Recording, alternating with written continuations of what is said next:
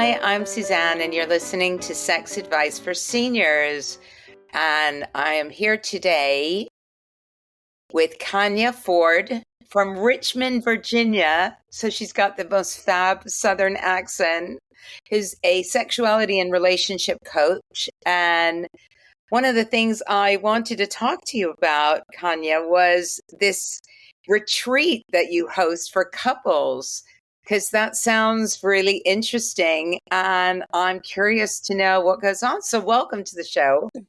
Well, thank you for having me. I'm super excited to be here. Cool. So you run this retreat, and then we just finished. You said it was in April, the last one. What's that all about? So I've always wanted to do a retreat because I just like the idea of them, but I wanted to do it a little bit differently. And so one year around October, I was like, hey, April Fool's is coming up. So let's do the retreat around that time. So we call it Fools in Love Couples Retreat. So it's always hovering around that time. And I feel like when you are able to take people out of their normal environment, you can lay out issues and problems a little more clear. And so we come together. I don't take more than 5 couples per retreat. And we really dig into all of those little nuances that we kind of sweep under the rug normally. You know, I don't like the way you chew. Well, let's talk about that. Those things that we don't have time to do in our everyday life. We go away to a little, it's like a resort in Williamsburg, Virginia. Oh, And lovely. so, yep, everyone gets their own 2-bedroom, 2-bathroom, balcony, full kitchen. All of that is included. You just show up because I don't want you to worry about anything else. And the fun thing is, each year I introduce something exciting and new. And so this year we introduced our shot collars. Okay. Yes, but no one was allowed to use a shock. That was the stipulation, and they didn't leave the common area that we all shared together, because I just knew that was going to be not the best idea. So we talk a lot. We do a lot of purposeful activities. We have community lunches and dinners, so we all eat together. And what I like about this retreat versus some of the others that I hear about is each couple really support, talk to, and aid one another. Because I know the importance of having other married friends, because you go through a situation and, you know, who do you really talk to? You know, maybe you don't want to get a full-blown therapist. And family can be kind of one-sided. So to hear other marital couples having almost the same thing, and you're like, oh, I never heard it said from someone else. Maybe I am being ridiculous about this thing. Yeah. So that's always fun. Interesting. And how long does this go on for? The couples have a choice to come in either on a Thursday or a Friday, and then we leave. We do a little bit on Sunday, so half a day on Sunday. So Thursday through about Sunday afternoon. Wow, that's a pretty long time to be dealing with all that stuff. Do you find that it gets pretty emotionally intense? Oh, yeah. I remember my first year, we had one of the couples, the gentleman, his temper went through the roof. He exploded and he walked out. And honestly, that's what I encourage that, because I'd rather see what truly happens at home in an environment where we can talk about it. Yeah. So when he came back the next day and he apologized, I was like, I accept it, but I don't ever want you to apologize for having emotions and feelings, but let's talk through it. Yeah. So it does. It gets there are happy tears, there are sad tears, there are enraged tears, there are frustration tears, lots of smiles, lots of laughs. It's a range of emotions. And is it mainly for people that want to deepen a sexual connection or what's the motivation that people come on these sorts of things? Some do come to, no pun intended, some couples do come to the retreat so that they can kind of reignite that sexual passion that was lost. Yeah. Some come because they feel like I'm at the brink of divorce and I don't know where else to turn, and this may be my last hurrah. Yeah. And some come before they're even married, which I can appreciate because that same year, this was 4 years ago, that couple, when I talked to them afterwards, because I keep in touch with my couples, you Yeah. know, they learn things about themselves and one another that here we are 4 years later, they're no longer together because they could not get past those things and they were kind of faking it before that conference. So I can appreciate that like so much. Yeah, I was going to say, like, with such a small group of people, it's impossible to hide. Yes. So, so, I mean, you're really laying it all out. And what happens if one couple is like all sort of, they just want to have better sex or reignite the sex, and another couple turns up and they're really on the brink of breaking up? Does that create some stress in within such a small group? Like, how do you manage that? The cool thing is, in addition to the group sessions that we do, everyone has individual sessions. So Okay. one person's kind of hang up doesn't hinder another. Right. And I always make room, even outside of the scheduled times of appointments. The couples have full access to me the entire weekend. Right. I try to give them time to go off and, have fun on the resort, try not to jam pack their day, but they know that they can come to me at any time, individually or together. So that one person's hang up is never really, like, hey, I'm really here to build my relationship and all you want to do is have sex more than 3 times a day. That's Yeah, yeah, yeah. Yeah, and do you find that some people come to the retreat where one person's very enthusiastic and the other person feels as if they've kind of been dragged into it? usually day one is where we find that imbalance. Yeah, Of course, everybody's nerves are like all over the place, but you can tell from day one who was like, I booked this for us because we need it versus I'm just here because I was dragged here. But by the end of day one and into day two, everyone starts to get on the same page of alignment because I'm super neutral. And yeah. once each person recognizes that, oh, this is not because this person booked it, they're going to be on their side. I tell them straight up, my favorite people are at 6325, which is my home address. So no one here is a favorite, you know?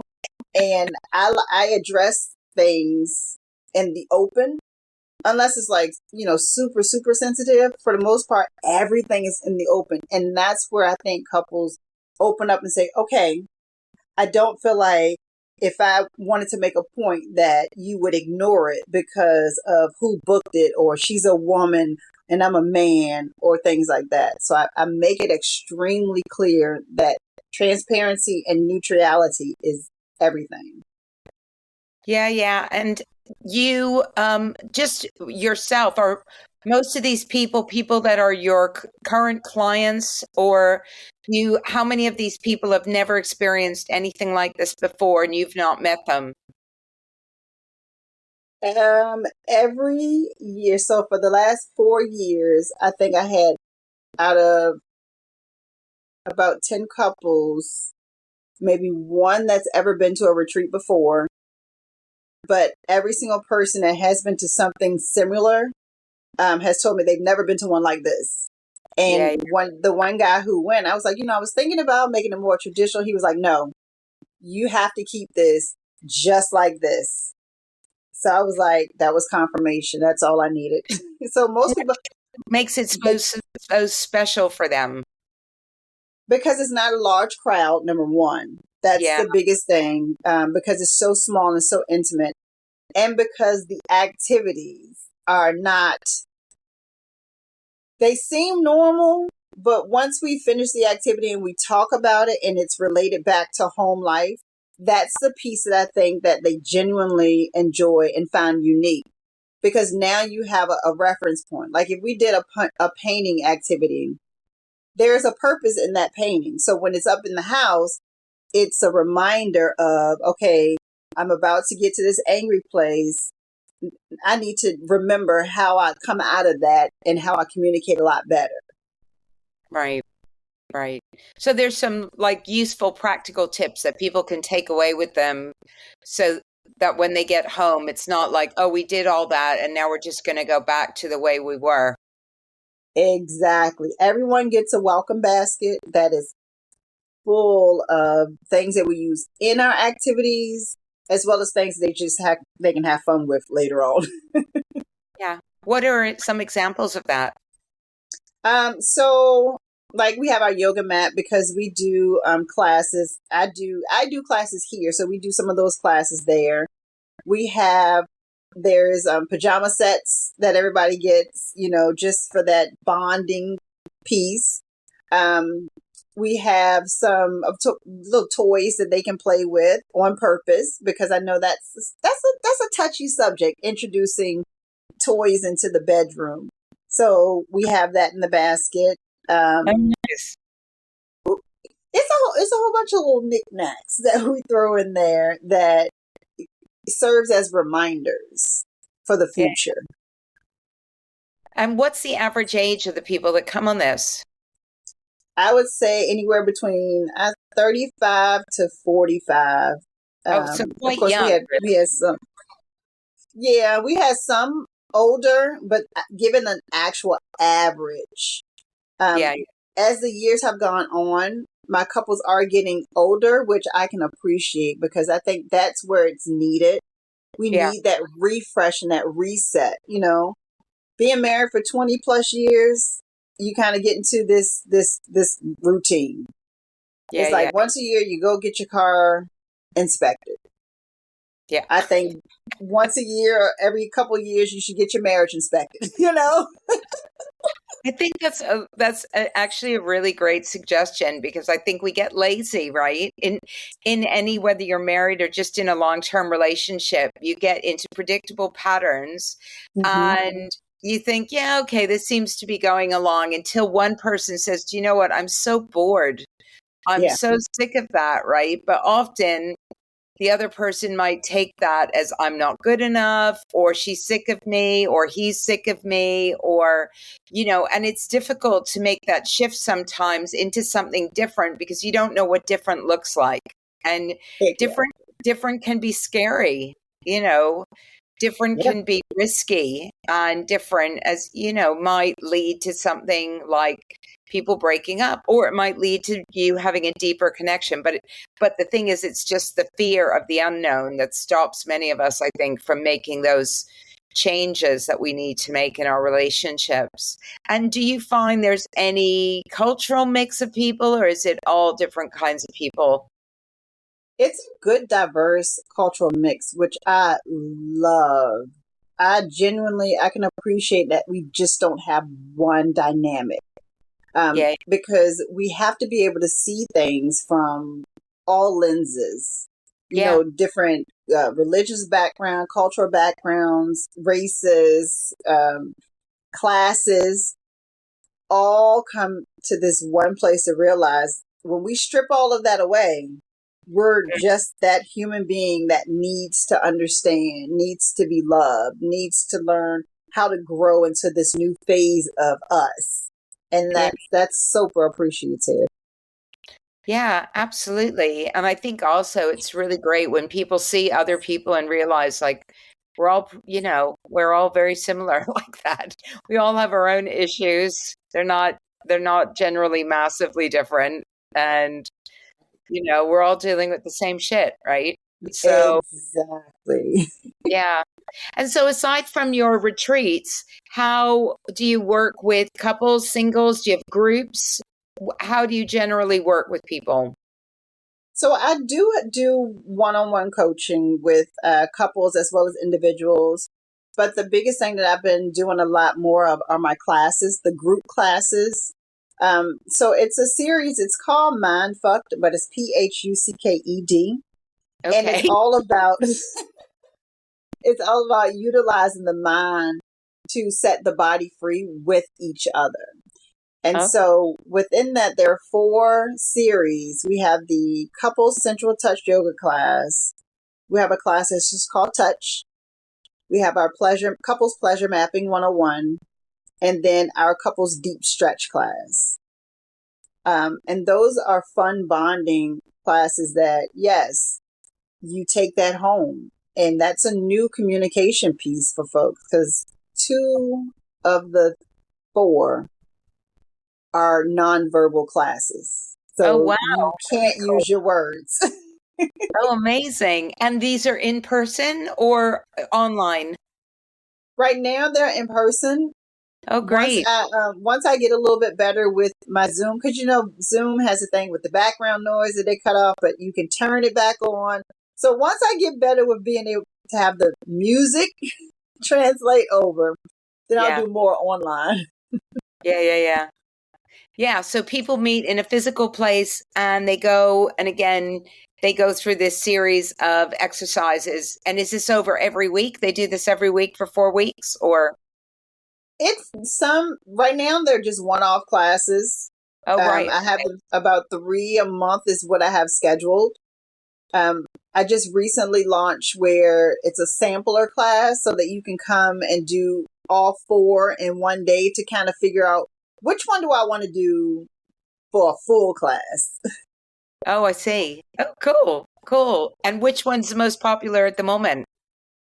The Central Touch Yoga class. And what does that involve?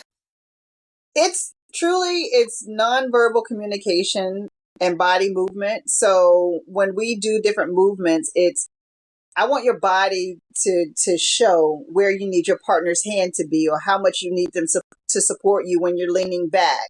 Or are you truly letting your weight go? Like, are you, releasing all of, so there's usually a relationship where one person holds on to all of the cards. They're the controller. And then there's that other person that just goes along with it.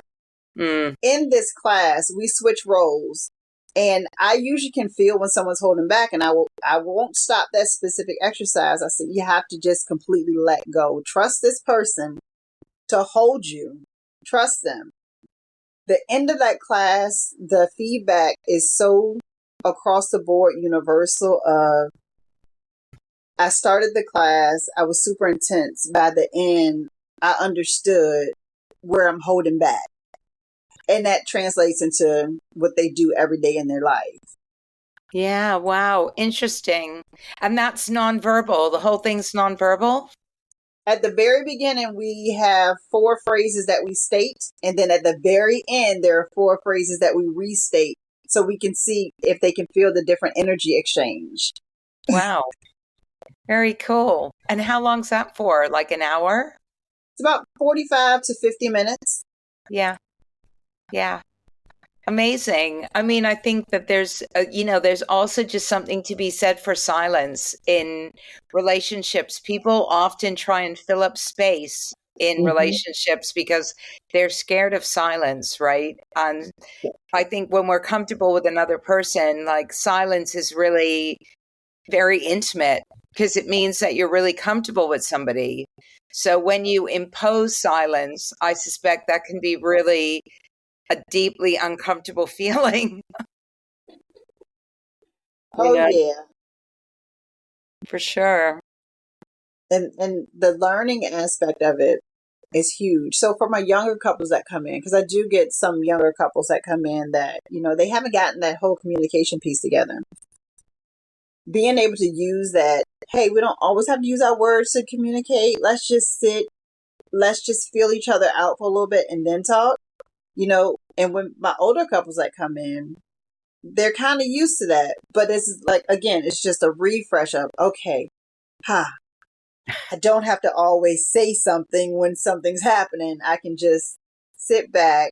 Maybe I can just hold you. Maybe we just hold hands, Maybe I can just embrace you and feel what's going on heart to heart. So that's a fun thing to watch. Yeah. And does it get quite erotically charged? It can, because the very end, because we kind of go through the chakras, right? Right. And we usually end with the sacral chakra. And there's one where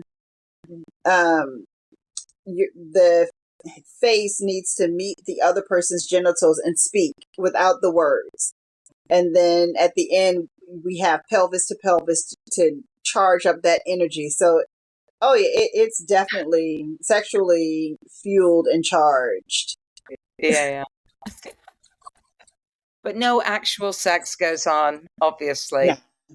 Yeah, once I go home, I'm like, release when you get home. Have fun.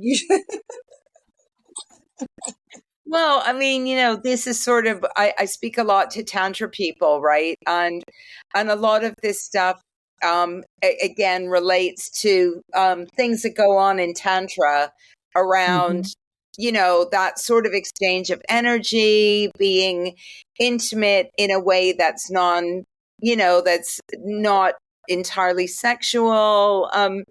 Just relating to somebody in a different sort of way. So I guess you incorporate some of that in what you're doing as well. And yoga and tantra obviously have a very strong relationship with each other. So yeah, they're like first cousins. Exactly.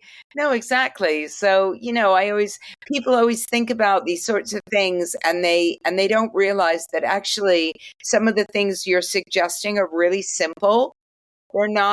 These are not overly complicated things that we can all do to just support each other to be closer, more intimate, feeling more sexual with the other person. I mean, I always say that when you're older, it's important to have these kind of connections because you don't normally feel inclined to just have sex straight away. So spending 45 minutes, which for most people is probably longer than they have sex. Right? Yeah. Just having that build up and that playful touch can be, I suppose, really, really arousing for a lot of people. Absolutely. You can see the closeness as, how they walk in versus how they walk out, how they're rubbing the arm a little bit or touching the face. There's one part where we just connect at the foreheads. And sometimes, and I tell them, completely open your mind, be free, and let your body follow. Sometimes their hands will come up and embrace the face, so being able to quiet the mind from the don't do this, stop this, because I talk about it, quiet the mind, and just let the body take over. Yeah. That energy buildup is huge. Yeah. And how long have you been practicing as a sex and relationship coach? I kicked off officially in 2018. Oh, so not too long ago. Not too long ago at all. And the classes I just started about 2.5 years ago. Oh wow! So really recent. So you're kind of post COVID. Was this a COVID inspired journey that you went on? I think COVID actually was the uptick in what I was already doing. And I say that because, in 2018, I was still working full time. Thanks to COVID, I got pushed out of my full-time job. And so I was like, I just dove in head first. And that's why I did a lot of things online. Yeah. So that's why I learned about the music wasn't translating over. Yeah. So, I because I'm working with a couple of post-COVID clients now. Yeah. But at that time, I recognized how much people just needed people. They needed closeness. Yeah. And that's where, like you said, I thought about like what can we do to just bring the closeness? Sometimes the words will mess us up. How can we just be close? Yeah. Yeah. And, obviously there were a lot of couples during that period of time who probably had never spent that much time together before. So, that wasn't always a positive. Right. So, I suspect there was a greater requirement for just somebody to go, okay, let's work out how you're going to manage 24/7 with this person who's usually gone out to work 8 hours a day. Exactly. And then you had the ones, coming kind of out of the COVID era. I say 2021, where you were isolated so long that the first person you met, whoo, I'm in love, and we're married, and now we're seeing a lot of COVID divorces. It essentially is what's happening, Yeah. and anything that we as relationship therapists and coaches and counselors can do to try to bring them back around to there was a reason why you connected. Granted, we all were in kind of a trauma bond because of COVID, but let's see where that real connection is so we can, bring that rate down a little bit from the COVID divorces. But a Yeah. lot of that is happening now. Yeah, sure. I mean, I was with somebody and it was all going really well. And then he moved in with me during COVID, and that was a disaster. So, yeah, total disaster. You I, learn a I, lot about folks. yeah, I didn't really want that. And I just sort of relented. And then I was kind of thrown into this domestic situation, which was really unhealthy for me because I don't do well with that. But yeah, anyway, that's that. Is there anything else you'd like to share with me?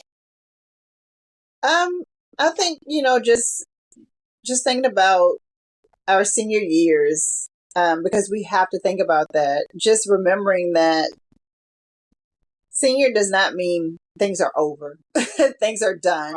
That we can't learn new ways of communication and connecting.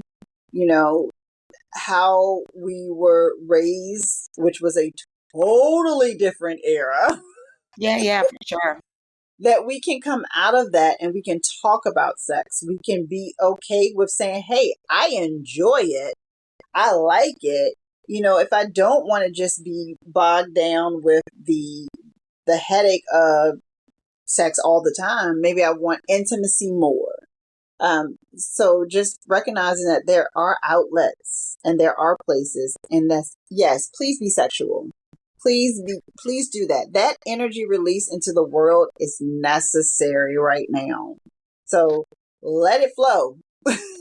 Yeah. I mean, I think, for a lot of people, it's just about reframing what their sexual life looks like at a later age, right? And as you Yeah. say, intimacy comes in many shapes and sizes, and it doesn't all have to be, penetrative sex. It can be so many different other kinds of things.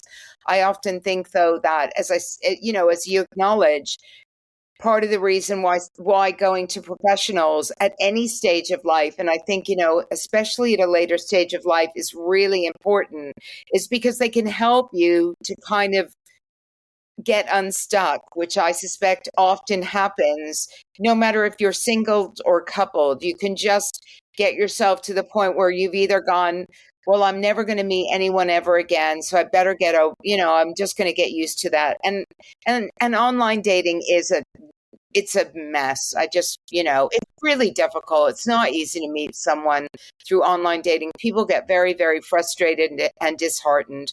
And, on the flip side, people in long-term, relationships where they may have been married for 20, 30 plus years, they sometimes feel that there's no way for them to have a conversation that won't end in some form of blame or, anger or whatever. So I always say to people, look, there's so many great people that I've met doing this podcast that have amazing experience and there's no deadline when it comes to just enjoying yourself. you know?